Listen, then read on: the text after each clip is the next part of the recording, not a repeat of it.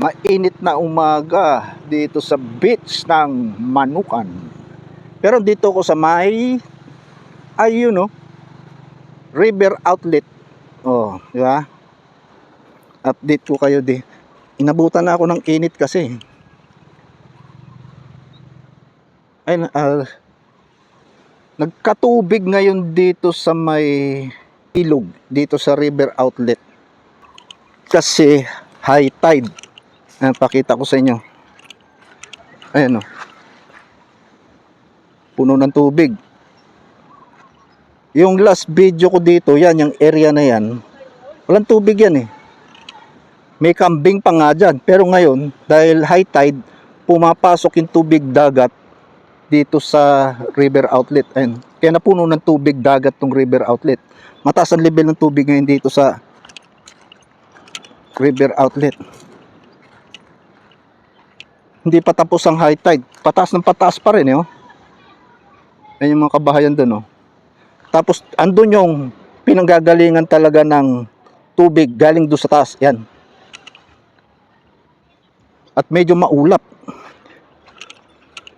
Kanina pagdating ko, hindi pa umaaraw. Kasi doon ako nanggaling sa may seawall. Yan ang nangyari ngayon dito. Lumaki yung bunganga ng river outlet. O, lapitan natin. Yan ang bunganga ng river outlet. At hindi pa nakakagawa ng sandbar dito. Ito kasi ang area to. Dito nagpo-form yung sandbar. Pero ngayon hindi pa yung ng sandbar. Kasi yung tubig galing sa bundok, wala pang bagyo dito sa area ng Mindanao, wala pa yung malalakas na ulan, yung epekto ng habagat, wala pa. Ayun na yung river outlet, ito na yung pinakabunganga niya, pa-high tide nga, oh. Kung papansin, umaangat yung tubig dito, lumaki yung bunganga niya, oh. Dati maliit lang ang bunganga eh. Etong area to, ito ang sandbar, pero ngayon hindi pa makaporma dahil wala pang nanggagaling na malakas na agos ng tubig. Yung tubig baha galing sa bundok. Pag malakas yun, bumaba na dito, yung mga buhangin na yan, itutulak ng tubig baha galing sa ilog papunta rito. Kaya mapapansin niyo, ito puro buhangin. Ito yung mga buhangin ito, dito galing yan sa taas. Pag yung sa taas, baba dito sa may dagat. Nakarating yan dyan kasi nung summer, pag malakas ang alon, malakta high tide, hinahampas yan hanggang dito. Kaya itong pondo ng buhangin na yan, galing yan dito. Oh. Imaginein mo kung wala yan, ito lang, yung pakurba na yan. Ito ang sandbar talaga. Tapos, may buhangin pa dyan. Tapos, kung wala yung buhangin na yan, hanggang doon, malaki tong area ng tubig dito sa ilog sana. Yan ang magiging sandbar. Kaso walang bagyo, walang tubig na malakas nang gagaling sa ilog, walang tubig na tutulak nitong buhangin papunta rito para magkaroon ng sandbar. Kaya gagamitan natin ng drone to para makita natin yung taas, ano itsura sa taas. Babalikan ko rin to sa susunod pag nakaporma na yung sandbar. Tapos ito yung sirang bahay sa kabila niyan. Andyan yung access do sa kalsada. Yung kalsada dire-diretso hanggang highway. Kaya kung dyan ako manggagaling, parada ko lang dito yung e-bike. O, dito na ako pupuwesta. Mas malapit na lalakarin ko kaysa yung nanggagaling ako do sa may seawall. Ayun, oh. Ang layo nung nilakad ko. Mantalang kung dito lang ako, maiksi lang. Kaya lang, babiyahin naman yung e-bike, highway, pabalik do sa bahay. Ayun, itsura. At umiinit na. Kailangan makagawa na ako ng aerial shot. Gamitan ko muna ng drone para makita sa inyo itsura pag nasa taas. Maganda to, oh. Tsaka isa mapapansin ko dito yung basura. Ayan, no? Dumadami na yung basura. O, ito mo yan, no? Diaper yan, no? Mga plastic. O, may bote pa. Ibig sabihin yan, unti-unti nagiging salaula yung mga tao rito. Ang munisipyo, trabaho nila yan na turuan, dapat magkandak ng seminar ng munisipyo. Turuan nila yung mga tao kung paano yung magtapon ng basura, paano i-segregate ang basura, saan ka dapat magtatapon ng basura, kailan ka magtatapon kailan mo ilalabas ang basura sa bahay. Yun dapat ang ginagawa nila. Walang ganong ginagawa ang munisipyo. Kaya mapapansin nyo, unti-unti dumudumi dito. Yung ibang basura kasi karamihan niya nagagaling sa ilog. Tapos kung tatanungin niyo naman, ba't nagkaroon ng basura sa ilog? Kasi yung mga drainage sa mga kalsada, may mga basura sa kalsada, aagos yan sa drainage, pupunta sa ilog siyempre. O, pag tag-ulan na, malakas ang agos, bubuga dito yung basura, kakalat sa dalampasigan. Kaya mangyayari, itong beach, mabasura yan. Okay na sana kung puro organic, kagaya ng mga kahoy, mga bunot, pero kagaya niya, no, diaper. Okay ba sa inyo yung ganyan? Maliligo ka sa beach, tapos makikita mo may mga diaper, sachet ng gatas, ng kape, lahat ng basura. Puro ano pa naman, plastic, bote. Yung mga hindi basta-basta natutunaw o may bulok pang sapatos, anak ng tinapay itong mga tao rito. Obligasyon ng gobyerno, dapat turuan nila, educate nila mga tao. Kung gusto ng gobyerno mapanatili na malinis itong beach dito sa Manukan, maging maganda, attractive sa mga tao, sumikat yan. Kahit hindi yan white sand, kung makikita ng mga tao, mga dadayo rito, linis ng beach sa Manukan, sisikat yan. Unti-unti, pupuntahan yan ng mga tao. Pag sumikat yan ganyan, ano yan, additional income yan para sa munisipyo. Magkakaroon ng kabuhayan yung mga tao. Magkakaroon sila ng mga magtitinda-tinda, mga serbisyo. Ganyan dapat. Tingnan, mga lumulutang na plastic bottle, no? Galing sa ilog. Kahit nga dito, daming basura. Shoutout sa mga taga-munisipyo ng Manukan. Gawan nyo ng paraan to. Pag ito hindi nyo ginawa ng paraan, hindi na kayo lalayo doon sa ibang munisipyo na sa laula din ng mga tao. Hindi kayo malalayo doon sa mga tao sa Luzon, lalo na sa Metro Manila ko, dami sa laula dyan.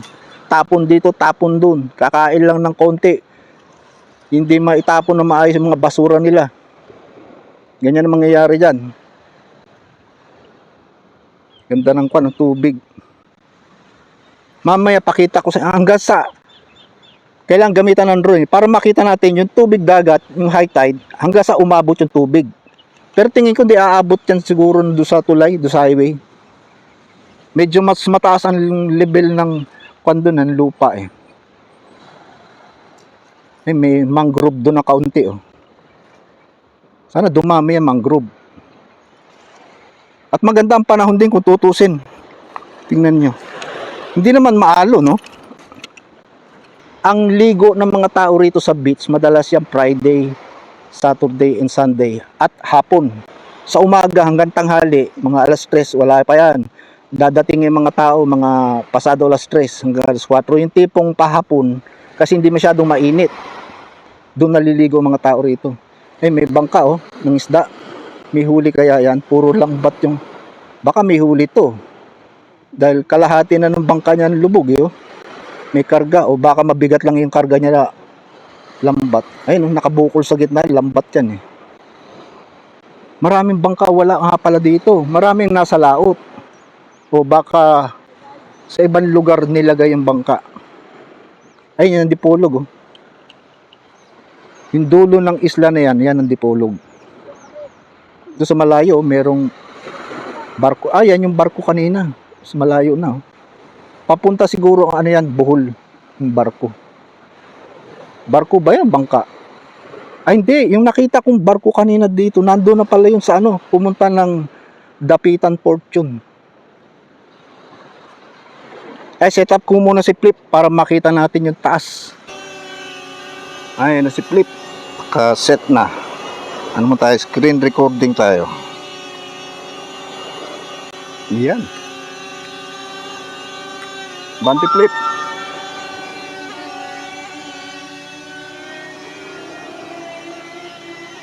itaas ng konti, flip.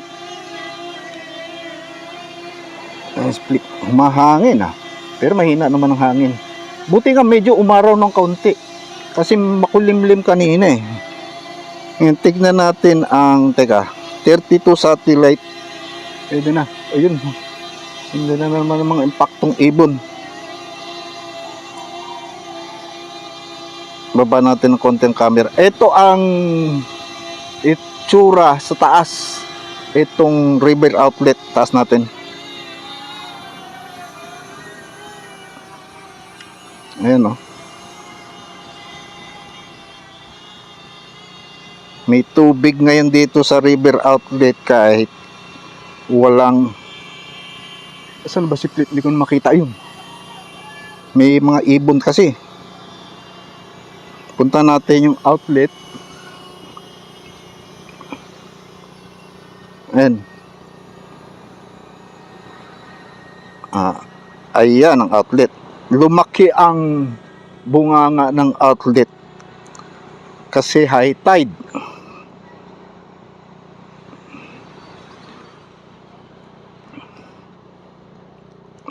Ano ba yun? Mababa pala. Taas natin ng kaunti. Gawin natin 15 meters. Yun.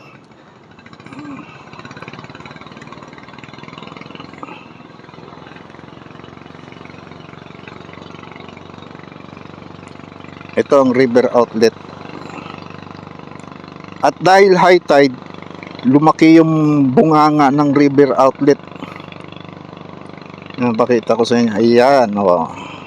Pumapasok yun, tapos ang tubig dagat siyempre papasok sa loob. Hindi pa rin nabubuo yung sandbar.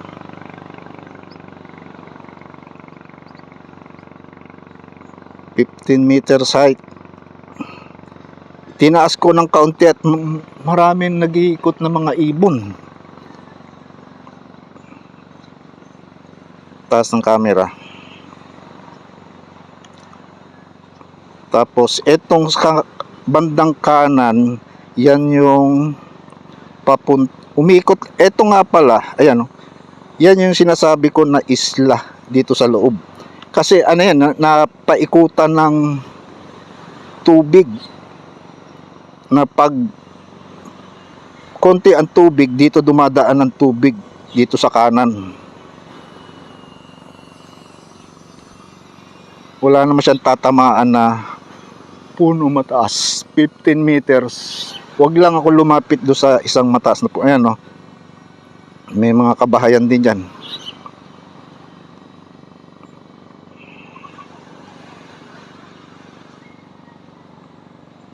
Iwasan natin itong puno ng coconut. Matataas yan sa 16 meters. Sa pool pa rin ako dyan. Tapos bye-bye natin to. Wag lang sanang puntahan ng bunggoy ng mga ibon. Sa ganito kataas kasi 16 meters, walang mga kable, puno ang kalaban. Ayan nagkatubig ngayon dito sa ilog. Dahil hindi ko makita si Flip dito. Natatakpan na siya ng mga puno. Okay lang yan. Ayan nagkapondo ng tubig. Etong tubig sa ilog, makikita nyo. Ano yan? Tubig alat. Ayun, kailangan ko tumaas. Nakikita ko yung mga ibon nasa ayun, ganda umabot na yung tubig dagat dahil high tide. Abante tayo ng kaunti pero hindi ko palalayuin dahil may mga ibon na gumagala.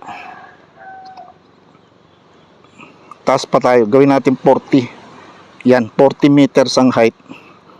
Mapapansin niyo dito, may tubig Nung una at huli kong video dito, walang tubig dyan. Halos matuyo yan. Pabalikin ko na. At delikado. Yung mga ibon kasi territorial sila Ayan ang itsura dito.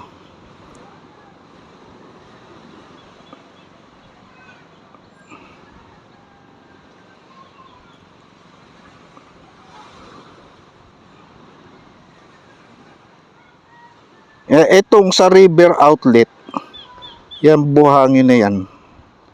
Yan yung yan ang pinag-uumpisa ng sandbar. Sa ngayon, hindi pa maano yung sandbar kasi walang tubig. Malakas na agos ang tubig na nanggagaling sa ilog.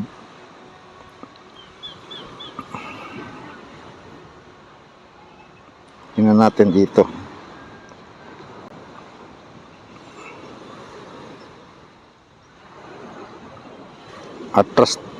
Atras tayo para mas maganda yung view.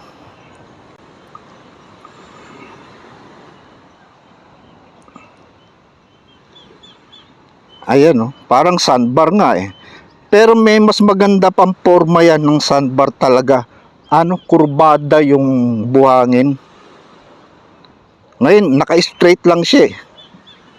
Nakadiretso lang siya do sa beach.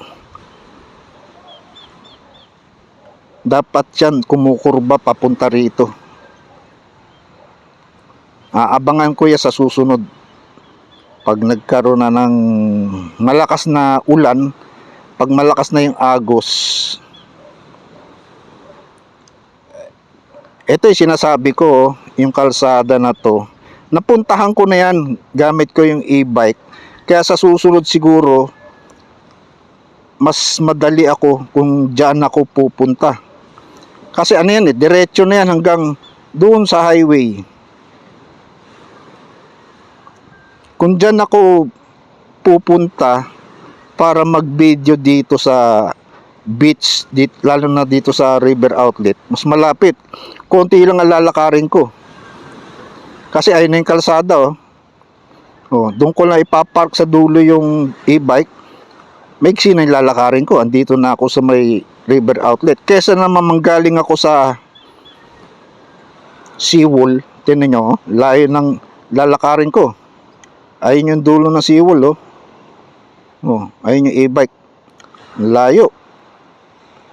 Kaya mas maganda dito sa kabila ako manggaling. Ganda oh. Tingnan natin yung kabundukan. Buti nga umaraw.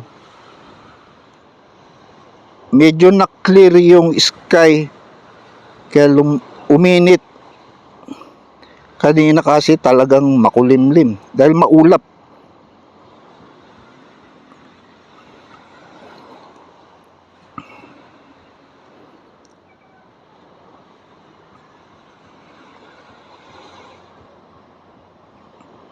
Layo tayo ng konti. Sa Flip, hindi ko makita si Flip dito sa pwesto ko. 44 meters lang naman ng height. Pero nasa 171 meters ang distance eh.